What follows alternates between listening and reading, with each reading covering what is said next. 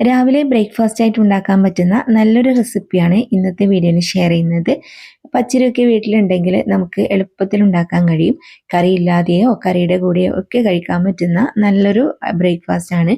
അപ്പോൾ നമുക്കിത് എങ്ങനെ ഉണ്ടാക്കുന്നതെന്ന് നോക്കാം.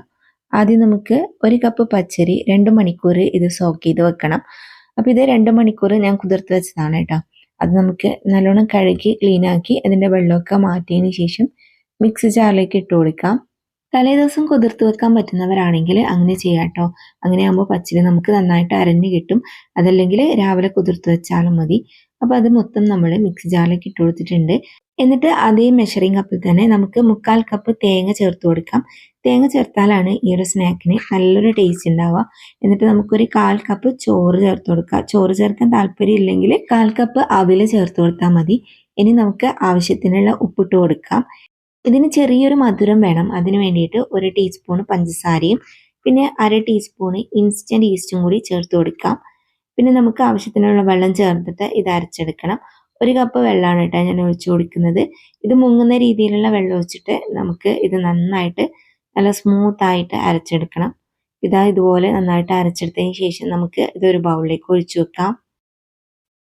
ഇനി നമുക്ക് 1 മണിക്കൂർ ഇത് റെസ്റ്റ് ചെയ്യാൻ വേണ്ടിയിട്ട് വെക്കാം. 1 മണിക്കൂർ കഴിയുമ്പോൾ ഈസ്റ്റൊക്കെ ആക്റ്റീവായിട്ട് ഇതുപോലെ നന്നായിട്ട് മാവ് പൊങ്ങി വരും. ചില സ്ഥലങ്ങളിൽ ഈസ്റ്റ് ആക്റ്റീവ് ആവാൻ വേണ്ടിയിട്ട് കുറച്ച് സമയം എടുക്കും. അപ്പോൾ അങ്ങനെയുള്ളവരാണെങ്കിൽ 1.5 മണിക്കൂർ വെക്കാം കേട്ടോ. ഇതുപോലെ നന്നായിട്ട് പൊങ്ങി വരും. നമ്മുടെ മാവ് റെഡി ആയിട്ടുണ്ട്. ഇനി നമ്മളിത് ഉണ്ടാക്കാൻ പോകുന്നത് ഉണ്ണിയപ്പച്ചട്ടിയിലാണ്.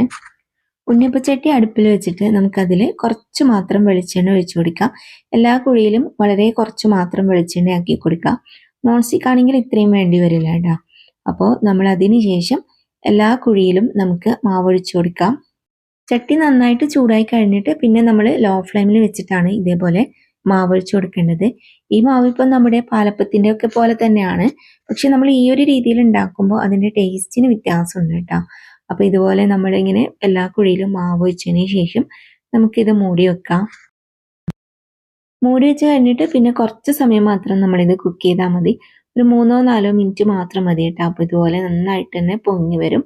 അപ്പോൾ ഇതിൻ്റെ മുകളിൽ കുറച്ചൊന്ന് ഡ്രൈ ആയിട്ട് വരുമ്പോൾ നമുക്ക് തിരിച്ചിട്ട് കൊടുക്കാം. ഇതിൻ്റെ പുറം ഭാഗം ഇതുപോലെ കുറച്ചൊന്ന് ക്രിസ്പി ആക്കിയാലാണ് കുറച്ചുകൂടി നല്ല ടേസ്റ്റ്. ഉള്ളിൽ നല്ല സോഫ്റ്റും ആയിരിക്കും കേട്ടോ. അപ്പോൾ ഇതുപോലെ നമ്മൾ 2 സൈഡും ഒന്ന് മൊരിയിച്ചെടുക്കണം. അപ്പോൾ മറ്റേ സൈഡ് ഒരുപാട് സമയമൊന്നും വേണ്ട. 1-2 മിനിറ്റ് മാത്രം നമ്മൾ മൂടി വെച്ചാൽ മതി. പിന്നെ ഇത് ചട്ടിയിൽ ഒട്ടിപ്പിടിക്കുന്ന പ്രശ്നമൊന്നുമില്ല. നമുക്ക് ടെൻഷൻ ഇല്ലാതെ തന്നെ ഉണ്ടാക്കാം. പെട്ടെന്ന് തന്നെ തിരിച്ചു മറിച്ചൊക്കെ ഇട്ട് കൊടുക്കാൻ പറ്റും. അപ്പോൾ നമുക്ക് കുറച്ച് ഓയിൽ മാത്രം മതിയാവുമല്ലോ ഇത് ഉണ്ടാക്കാൻ വേണ്ടിയിട്ട്. അപ്പോൾ ഇതിൻ്റെ മറ്റേ സൈഡും റെഡി ആയിട്ടുണ്ട്. ഇനി നമുക്ക് ഇത് മൊത്തം പ്ലേറ്റിലേക്ക് മാറ്റാം. ഇതേപോലെ തന്നെ ബാക്കിയുള്ളതും കൂടി റെഡി ആക്കിയിട്ട് എടുക്കാം. ഇത് രാവിലെ നമുക്ക് ചിക്കൻ കറിയും ബീഫ് കറിൻ്റെ എല്ലാം കൂടെ കഴിക്കാൻ വേണ്ടിയിട്ട് നല്ല ടേസ്റ്റാണ്. ഇനിയിപ്പം കറിയൊന്നും കഴിക്കാൻ താല്പര്യമില്ലാത്ത കുട്ടികൾക്ക് പഞ്ചസാര കുറച്ച് കൂടുതൽ ചേർത്തിട്ട് നമുക്ക് ഇത് ഉണ്ടാക്കി കൊടുക്കാം. നല്ല സോഫ്റ്റ് ആയിട്ടുള്ള ഒരു അപ്പമാണ്. ഇതിൻ്റെ ഉൾഭാഗം ഞാൻ കാണിച്ചു തരാം. ഇതിൻ്റെ ഉൾഭാഗം ഇതുപോലെ നല്ല ആരൊക്കെ എടുത്തിട്ടാണ് ഉണ്ടാവുക. അപ്പോൾ നിങ്ങളെല്ലാവരും ഇതുപോലെ ട്രൈ ചെയ്ത് നോക്കുക. ഇന്നത്തെ വീഡിയോ നിങ്ങൾക്ക് എല്ലാവർക്കും ഇഷ്ടപ്പെട്ടു എന്ന് വിചാരിക്കുന്നു. വീഡിയോ ഇഷ്ടപ്പെട്ടാൽ മറക്കാതെ ലൈക്കും ഷെയറും കമൻറ്റും ചെയ്യുക. സബ്സ്ക്രൈബ് ചെയ്യാതെ കാണുന്നവരാണെങ്കിൽ സബ്സ്ക്രൈബ് ചെയ്ത് സപ്പോർട്ടും കൂടി ചെയ്യണേ.